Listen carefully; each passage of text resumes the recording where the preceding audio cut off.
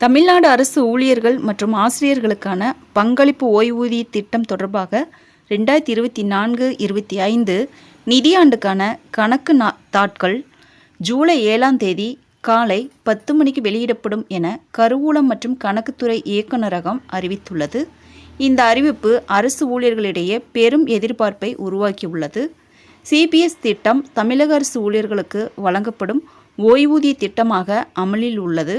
பழைய பென்ஷன் திட்டத்தை திரும்ப கொண்டு வர வேண்டும் என்ற கோரிக்கையுடன் பல்வேறு சங்கங்கள் தொடர்ந்து போராட்டத்தில் ஈடுபட்டு வரும் நிலையில் அரசு தனது நிலைப்பாட்டில் மாற்றமின்றி தொடர்ந்து வருகிறது.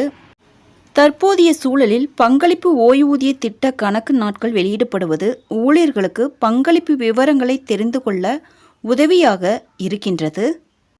cps.tn.government.in பப்ளிக் மற்றும் கருவூலம்.tn.government.in ஆகிய இணையதளங்களில் ஊழியர்கள் தங்களுடைய கணக்கு நாட்களை பதிவிறக்கம் செய்து கொள்ளலாம் என அரசு அறிவித்துள்ளது. மேலும் களஞ்சியம் செயலி மூலமாகவும் சம்பளம், விடுப்பு, ஓய்வூதியம் உள்ளிட்ட அனைத்து நிதி சேவைகளையும் பெற முடியும் என்பதை அரசு மீண்டும் வலியுறுத்தியுள்ளது.